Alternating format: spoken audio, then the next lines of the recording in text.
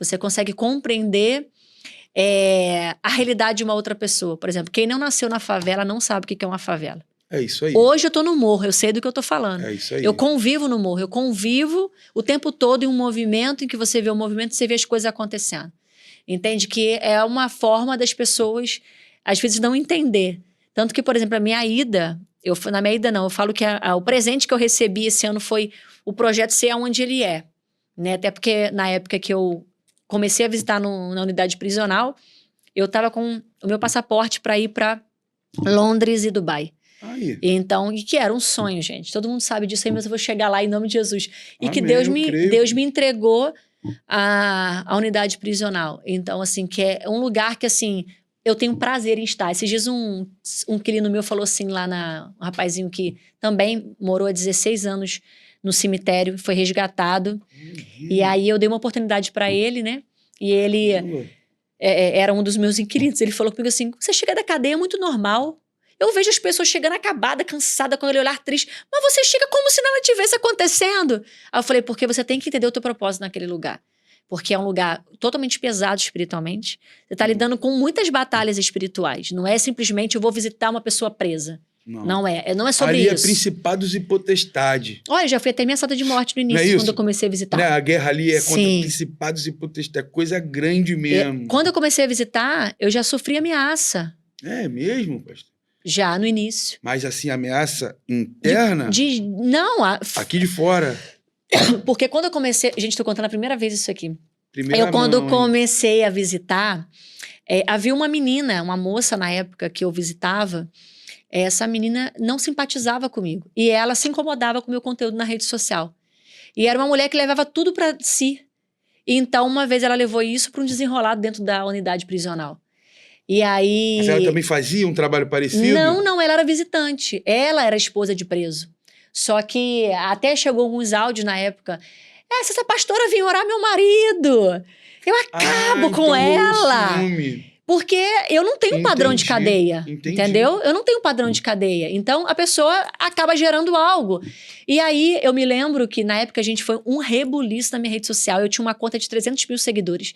Devido a inúmeras denúncias na rede social, minha conta caiu, minha conta era monetizada, mantinha praticamente a minha vida... Era no Instagram? TikTok.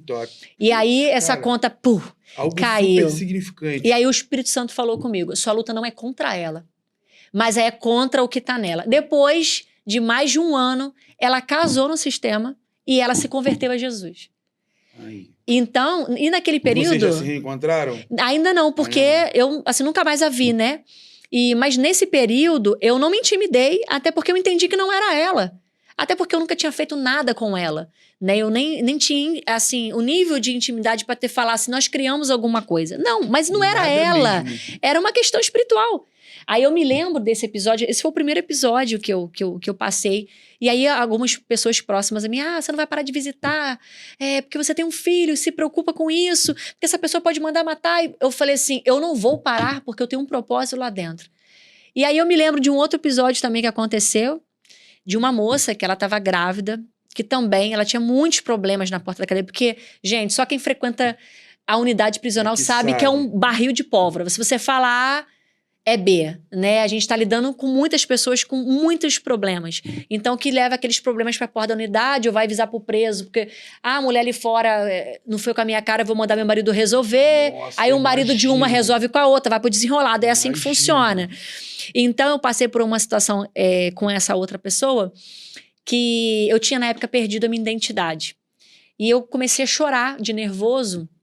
E aí, essa pessoa que também não simpatizava comigo, você vê, gente, são coisas espirituais, a gente tá falando de coisas naturais. Ela chegou pra mim e falou assim, vai, ora ao seu Deus. Agora você ora ao seu Deus pra sua identidade aparecer. Ela bateu palma e falou assim, vai, ora ao seu Deus. Agora eu quero ver, e isso no meio de outras pessoas. Eu me calei, guardei aquilo pra mim, falei assim, ela não tá falando comigo, ela tá falando com o Senhor. A Bíblia vai falar que é daquele que tentar contra o ungido de Deus, né? Mexer com o ungido do Senhor. Não deu 5 para 6 meses, ela foi presa, levando droga dentro da unidade prisional e está presa até hoje. Meu Deus. Você entende os propósitos de Deus? O peso, né? Sobre o isso. propósito. Agora, se nós que estamos ali começarmos a andar com um olhar natural, você não consegue estar nesse ambiente. E uma das coisas que o Senhor me ensinou muito é saber lidar com a dor do outro. Elas, inclusive eu, a gente vai para visita cansada, são uma semana antes para você ir no mercado comprar coisa para preso, para você fazer a comida, fazer a bolsa. Você já chega na logística, né? Não é só quem visita sabe. Visitar. Eu venho pro presídio, eu vou sair daqui do podcast e vou pro presídio. São 3 horas indo, 3 horas voltando. Eu, às vezes, já peguei 4 condução de moto, carro, blá, blá, cá e pá. Pra Poder chegar com bolsa. E aí, você vai pegar a senha, aguardar, acordar às 5 da manhã, ir para uma fila. E aí, a pessoa, às vezes, já tá com a vida totalmente desestruturada, né? A pessoa privada te cansa. Chega na fila, qualquer coisa vira um puh. Então, se você não tiver discernimento, você não permanece. Tanto que eu falo com os meus amigos pastores, né? Vamos lá, vamos pro evangelho. Né? Muitos abraços. Acham lindo, né? Eu tenho... Mas assim, arregaçar a manga e falar, vou lá contigo. Não, mas porque aquilo não dá engajamento, a gente não tem recurso, e aquilo não dá visibilidade, porque as pessoas estão acostumadas com aquilo que é o quê? Aquilo que é conforto. Você me convidou pro podcast, então eu só vou vir se rolar pizza, só vou vir se você me pagar um cachê legal, né? Pra que eu vou vir no podcast gravar pra fazer uma troca de parceria? Não tem retorno. Que aparentemente as pessoas falam sem retorno. Pra que eu vou gravar dentro de um presídio onde eu não entro com telefone? Onde não existe celular dentro da unidade prisional? Pra que eu vou pregar dentro da unidade prisional por um preso que eu não conhece, não sei quem é, ele não vai na minha igreja, né? Então, mas a igreja sou eu que tô indo lá atrás dele, né? Porque a igreja vai atrás dele. Isso aí. E aí, quando você falou da questão de Jesus, eu muito falo isso, né? Tinham pessoas melhores. Mas Jesus, ele podia ter pegado pessoas já prontas, mas ele não. Ele trouxe pessoas que não tinham nada para oferecer para ninguém para moldar essas pessoas. Então, por exemplo, o Pedro mesmo, né? Vamos falar, o apóstolo Pedro, o profeta Pedro, o pastor Pedro, né? Ele foi moldado por Deus, mas você vê que numa hora que ele foi confrontado, o temperamento dele, bora cortar a orelha ali. Mas você vê que o que Jesus gerou foi relacionamento. Então, o que me faz ganhar as pessoas é o relacionamento. Como que eu gero uma confiança numa pessoa presa? Ela já é julgada pela sociedade. Tanto que, por exemplo, se você andar com uma pessoa do teu lado com a tornozeleira, as pessoas vão se afastar de você. Todo mundo quer ficar olhando e tal. Nossa, saiu. É um preconceito gigantesco. Como as pessoas dizem, meu Deus, saidinha, meu Deus, agora abriu como se fosse a jaula e todo mundo agora fosse matar todo mundo. Que é a visão que as pessoas têm. Mas assim, claro, a gente tá falando de pessoas que, né, que a gente sabe que existem aquelas pessoas que não saem dessa vida. Tem um alto grau de periculosidade e tal. Sim, mas mesmo assim... Se quiser mudar, tem que ter pessoas para dar oportunidade, né? Exatamente. Como é que aquela pessoa vai descobrir que ela quer mudar? Não, e às vezes, eu vou te falar uma coisa que eu comecei a aprender ao longo desses anos aí, caminhando aos anos, não, né, que o projeto tem 2 anos, mas ao longo desse tempo...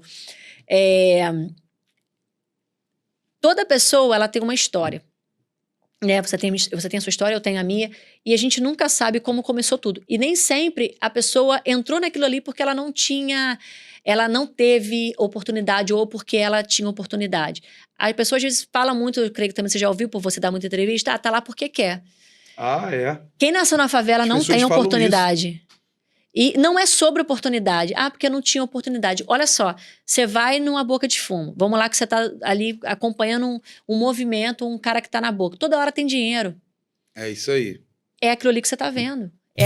A rua tem voz e a Penélope fortalece. Uma união que chegou para somar e para fortalecer a rua. Valeu, Penélope. Tamo junto.